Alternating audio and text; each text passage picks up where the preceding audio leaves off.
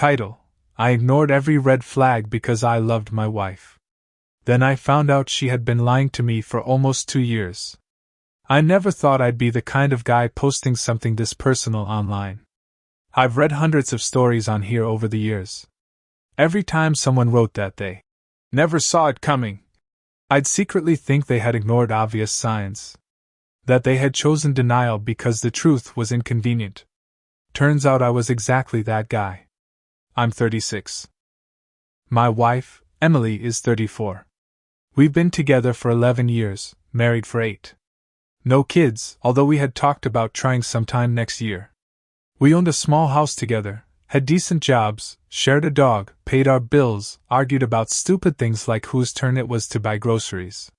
From the outside, we looked completely normal. Friends used to joke that we were the stable couple. If only they knew.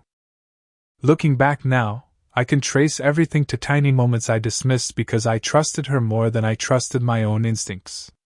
Emily had always been intense. When she was happy, she was the funniest person in the room. When she was angry, everyone else became the enemy. She could switch from laughing to yelling in under 10 seconds. If something went wrong, somehow it always became someone else's fault. I didn't see it as manipulation back then. I thought she was just passionate. That was mistake number 1. The first lie I caught her in happened years ago. She told me she was working late because her boss had dumped extra work on her. The next morning, one of her coworkers casually mentioned that the entire office had left before 6 because of a power outage. When I asked Emily about it, she didn't apologize. She rolled her eyes. You seriously interrogated my coworker? I didn't. He just mentioned it. So now you're spying on me? Within 5 minutes I was apologizing. I wasn't even sure what I'd done wrong. That became our pattern. Every uncomfortable question somehow turned into evidence that I didn't trust her enough. Eventually I stopped asking. Life became easier that way. Or at least I convinced myself it did. About a year ago something shifted. Emily became glued to her phone. Everyone jokes about phones ruining relationships, but this was different. She used to leave it lying around the house. Now it never left her hand. She took it into the shower. She flipped it face down every time she set it on a table. She changed the password after using the same one for years. When notifications appeared, she'd immediately clear them before I could even glance in her direction. I noticed. Of course I noticed. But every time I started connecting the dots, she'd laugh. Oh my God, you're becoming paranoid. Or, it's work. Or, my friend Sarah is going through a breakup. Sarah apparently went through a breakup every single week. One Friday evening I suggested we have dinner together. Nothing fancy. Just order pizza, watch a movie, spend time together. She sighed dramatically. I already told you I'm exhausted. Okay. I'm going to bed early. No problem. Around 9 that night she walked downstairs wearing makeup. Not pajamas. Not comfortable clothes. A black dress I'd bought her for our anniversary. You said you were going to bed. I forgot I promised Sarah I'd stop by. At 9 at night? She's crying. Do you expect me to abandon my best friend? I felt guilty immediately. She left. She came home after 2 in the morning smelling like expensive men's cologne. Not perfume. Cologne. I noticed because I don't wear cologne myself. When I asked where the smell came from, she laughed in my face. Maybe someone hugged me. Who? I don't keep track of every human being who exists. Then she added something that still bothers me. If you're going to become one of those jealous husbands, tell me now. Again. I apologized. I actually apologized. Things got stranger after that. She started having work conferences on weekends, business dinners that somehow required cocktail dresses, morning meetings that began at 11. One weekend she disappeared for an entire Saturday. No calls. No texts. Nothing. Around 7 in the evening she finally answered. You don't own me. I was worried. I'm 34 years old. I know. You always have to control everything. I hadn't even accused her of anything. I simply wanted to know whether she was alive. A month later, another strange thing happened. Our joint savings account suddenly had nearly $4,000 missing. I assumed she'd transferred money to pay taxes or something. When I asked, she answered instantly. The roof repair. What roof repair? Our contractor. We don't have a contractor. She stared at me. You forgot? No. Seriously? She became so convincing that I almost believed I'd forgotten spending thousands of dollars. Then I checked our bank statements. There had never been a contractor. The money had been transferred into an account I didn't recognize. When I confronted her with the statement, she didn't panic. She got angry. You went through our finances? Our finances? You don't trust me. You lied. I simplified. You invented an entire contractor. I didn't think you'd understand. That sentence echoed in my head for days. I didn't think you'd understand. Understand what? She refused to explain. Instead, she slept in the guest room and told her sister I was emotionally abusive. I only found that out because her sister called me. She asked if everything was okay. Apparently, Emily had cried on the phone for an hour, claiming I screamed at her over a small accounting mistake. I had never raised my voice. Not once. That's when something inside me finally cracked. Not because of the missing money. Because I realized she was rewriting reality. She wasn't just lying to me anymore. She was lying about me. Still, I stayed. Because I loved her. Because marriage is supposed to survive difficult seasons. Because everyone says communication fixes everything. So I suggested counseling. She laughed. The only person who needs therapy is you. That hurt more than I expected. A week later, she surprised me by bringing home my favorite takeout. She kissed me. She apologized. Sort of. I know things have been stressful. I miss us. So do I. We'll be okay. For a few days, everything felt normal again. She held my hand. She smiled. She even suggested planning a vacation together. I remember lying in bed thinking maybe I had overreacted. Maybe work really had stressed her out. Maybe the missing money had some explanation. Maybe I was letting anxiety destroy my marriage. Then the next Thursday happened. It started with something so ridiculously small that if I'd left work 5 minutes later, none of this would have happened. My office internet crashed. Everyone was sent home early. I stopped by a grocery store to buy ingredients for dinner. Emily had texted me that morning saying she'd be staying late at work. Around 4 in the afternoon, I pulled into our neighborhood. As I turned onto our street, I noticed Emily's car sitting in our driveway. I smiled. Maybe she'd gotten off early too. Maybe we'd actually spend the evening together. I grabbed the grocery bags and walked toward the front door. Then I noticed something. The curtains were completely closed. In the middle of the afternoon. Emily hated closed curtains. She always opened every blind the second she woke up because, according to her, houses shouldn't feel like caves. I stood there for a second. Something felt wrong. Then I heard it. Not voices. Laughter. A man's laugh. Coming from inside my house. For a second I convinced myself I had imagined it. Maybe the TV was on.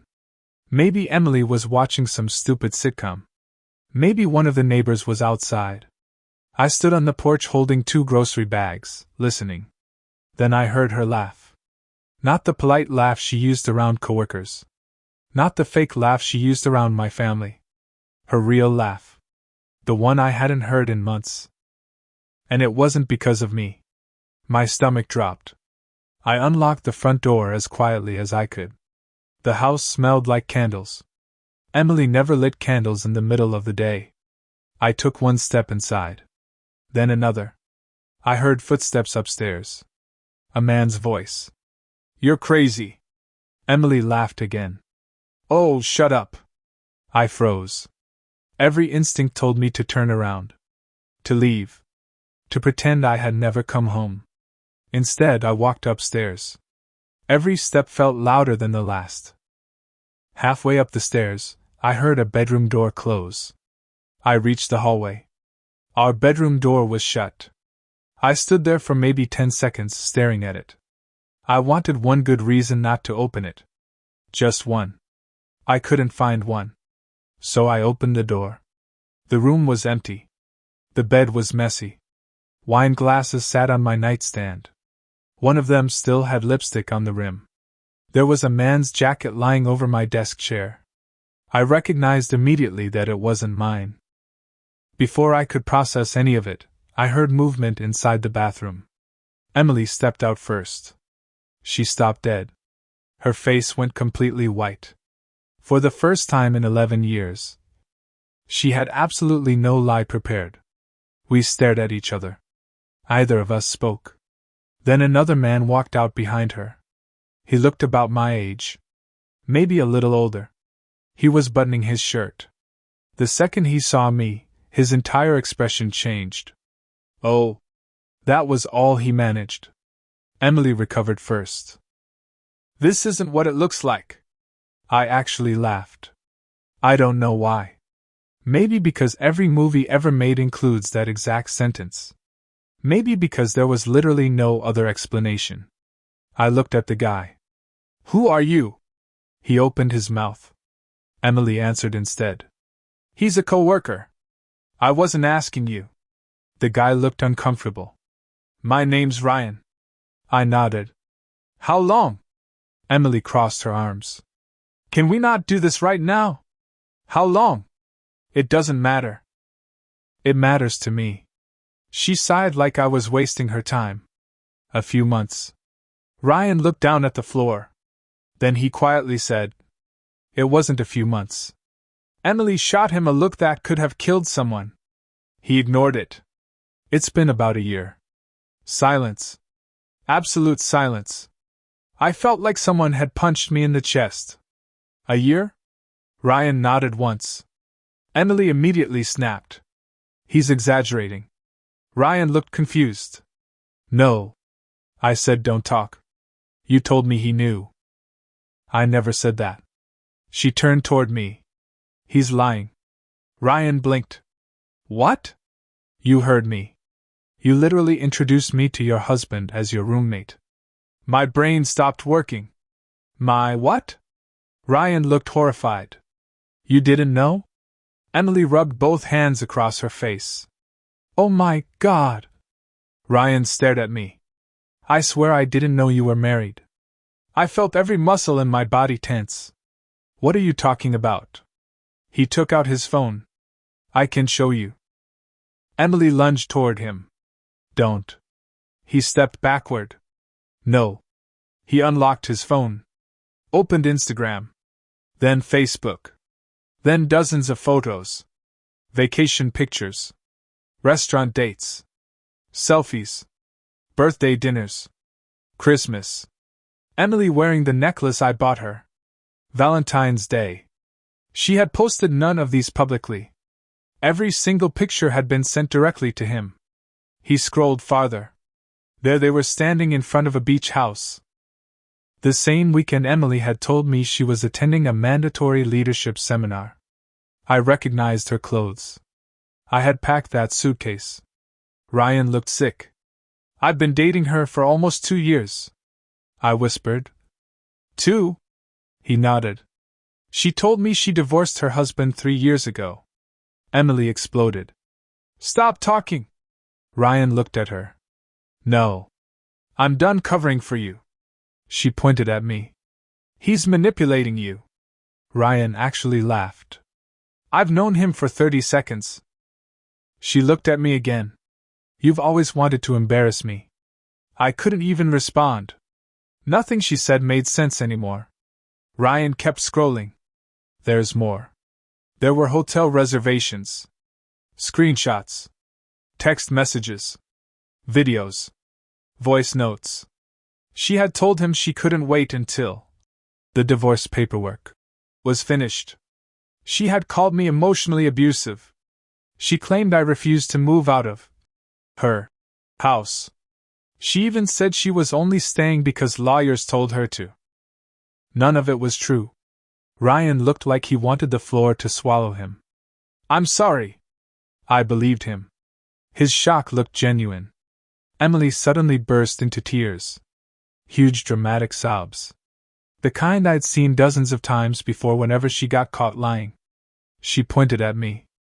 This is exactly why I was scared. Ryan frowned. Scared of what? Him. I looked at her. What? He's unpredictable. I hadn't moved. I hadn't yelled. I hadn't even cursed. Ryan slowly turned toward her. He hasn't done anything. You don't know him. I know you've lied to both of us. That sentence changed everything. Emily realized neither of us believed her anymore. The crying stopped instantly. Like someone had flipped a switch. She wiped her face. Looked at both of us. Then shrugged. Fine. Just. Fine. No apology. No shame. No guilt. You both wanted different versions of me. Ryan stared. She continued. I got tired of choosing. I couldn't believe what I was hearing. So you just lied?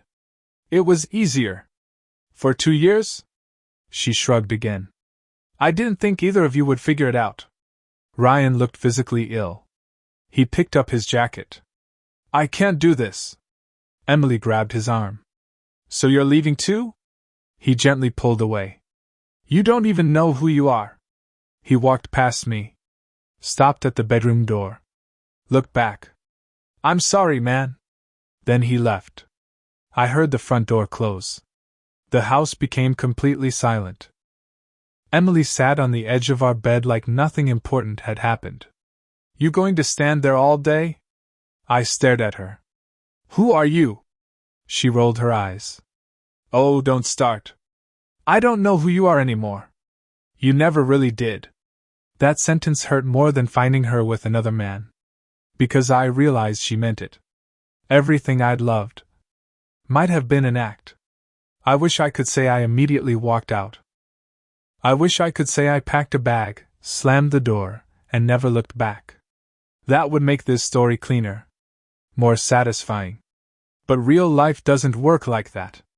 When someone destroys your entire understanding of your marriage in one afternoon, your brain doesn't instantly switch into survival mode. Mine just stopped. I sat on the edge of the bed for almost an hour. Emily kept talking. At first, I didn't even hear her. I was staring at our wedding photos sitting on the dresser. 8 years. 8 years of birthdays. Holidays. Inside jokes. Trips. Lazy Sundays. All of those memories were still real to me. That was the cruelest part. The betrayal didn't erase the good moments. It just poisoned them. Are you listening to me? Her voice pulled me back. I looked at her. What did you say? She sighed. I said this wasn't supposed to happen like this. I almost laughed. How was it supposed to happen? She didn't answer. That was the first honest thing she had done all day. I stood up. How many times did you lie to me? She looked annoyed. Seriously? Yes. Seriously. You want me to list every conversation? I want the truth. She stared at the floor. I don't know. I felt something inside me break again. You don't know? No. How can you not know? Because things got complicated. That was Emily's favorite phrase. Things got complicated. It meant she had made a choice she didn't want to take responsibility for. I started asking questions. Not because I wanted details. Not because I wanted to torture myself. I needed to know what reality I had been living in. When did it start? She crossed her arms. About 2 years ago. Ryan? She nodded. Yes. The same time you started working late? A pause. Some of those times. My chest tightened. The work conferences? Another pause. Some? The missing money? Her expression changed. Just slightly. But I noticed. What? Nothing. No. What was that? You're already assuming the worst. Emily. She looked away. I borrowed it. From our account? Yes. For what? Silence. For what? She rubbed her forehead. Things. What things? Just things. I grabbed my laptop. Opened the bank account. The transfers were still there. Thousands of dollars. Was this for him? No. The answer came too quickly. I looked at her. She knew I noticed. What? You answered too fast. She rolled her eyes. You think you're some detective now? I ignored that. Was it for him? She didn't answer. That was enough. I searched the transactions again. There were payments to hotels, restaurants, online purchases, gift shops. My hands started shaking. Not because of the money.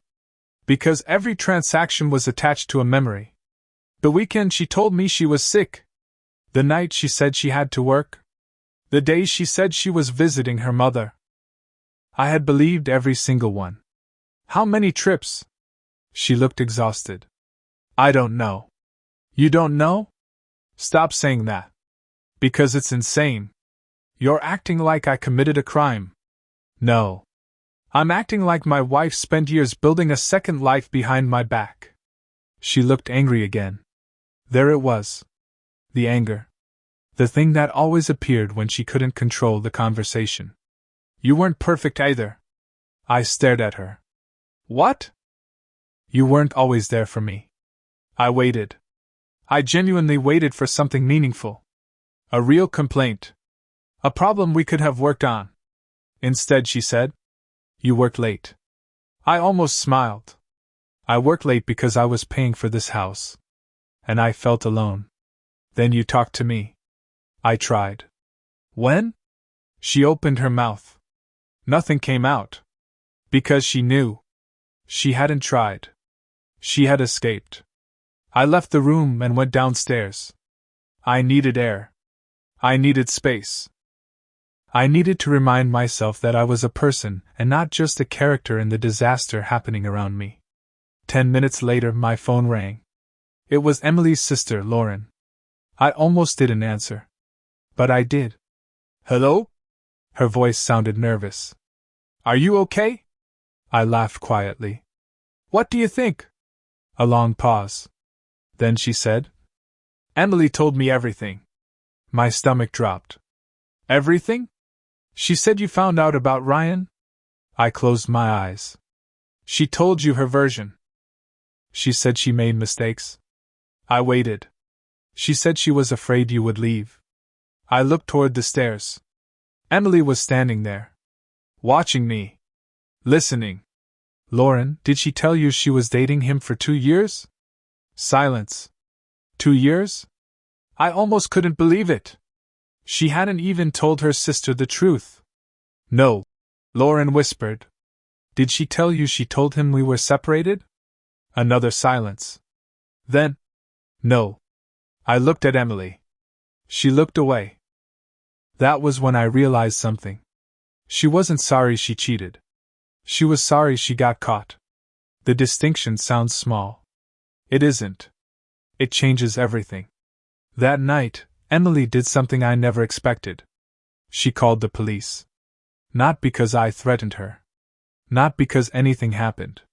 Because she told them I was refusing to leave the house and she felt unsafe. I stood there completely shocked. The officers arrived. I explained what happened. They asked if there had been violence. No. Threats? No. Property damage? No. They spoke with Emily. Then they told us it was a civil matter. Nothing happened. But I couldn't stop thinking about it. She had just tried to create a version of reality where she was the victim. Again. The next morning, I packed a bag. Not because I was ready to move on. I wasn't. I was destroyed. But I needed distance. Before I left, Emily stopped me. For the first time since everything happened, she looked genuinely scared. Are you really leaving? I looked at her. I don't know. That was the truth. I just know I can't stay here pretending this didn't happen. She started crying. Real tears or fake tears? I honestly couldn't tell anymore. Can we fix this? That question would have destroyed me a week earlier. Now it just made me tired. I don't know. She looked hurt. Funny thing is, those were the same words she had used. I walked out. I stayed with my brother for a while. The first few days were the hardest. People talk about anger after betrayal. And yes, I was angry. I was furious. But anger was easier than sadness. Anger gave me energy. Sadness just made me stare at the ceiling at 3 in the morning wondering how I could have been so wrong about someone I knew better than anyone. I kept replaying everything. Every late night. Every strange explanation. Every time she told me I was paranoid. I started writing everything down. Not to punish her. To remind myself I wasn't imagining things. The list became terrifying. 2 years of lies. 2 years of gaslighting. 2 years of me apologizing for things I didn't do. Then, exactly 1 week after I left, I got a message from Ryan. I stared at Ryan's message for almost 10 minutes before opening it. Part of me didn't want to know. That sounds strange, considering I had spent the last week desperate for answers. But there is a point where more information stops feeling like closure and starts feeling like another wound. The message was simple. Hey. I know you probably don't want to hear from me. I understand. But there are things you need to know. I almost deleted it. Then I remembered something. For 2 years, everyone had been making decisions about my life while I was standing in the dark. I wasn't going to do that anymore. So I replied. What things? His answer came almost immediately. More lies. I felt my stomach sink. A few minutes later, my phone rang. I almost didn't pick up. When I did, Ryan sounded exhausted. Not angry. Not defensive. Just defeated. I owe you an apology. I said nothing. I know saying sorry doesn't fix anything. No, it doesn't. I know. There was a pause. Then he said, I found out more after I left. Like what? She had another phone. I sat up. What? An old phone. She kept it in her car. My entire body went cold. How do you know? Because after everything happened, I went back to my apartment. I was looking through some old messages because I was trying to understand how I got fooled for so long. He stopped. Then I found something. What? She had sent me screenshots from conversations with another person. I didn't say anything. Another person. Those words felt impossible. Ryan continued. I thought maybe they were old. Maybe before me. Were they? No. I closed my eyes. The room suddenly felt smaller. Who was it? I don't know his full name. How long? That's the thing. His voice changed. She didn't know I saw the dates. What dates? Some of the messages were from after she started seeing me. I felt numb. My wife hadn't just cheated on me. She hadn't just built one secret relationship. She had created an entire hidden world. I spent the next hour listening to a stranger explain my own marriage to me.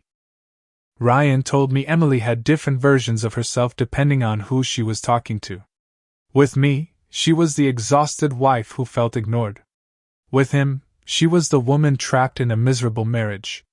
With another person, apparently she was someone completely different. Different stories. Different excuses. Different lies. I hung up after thanking him.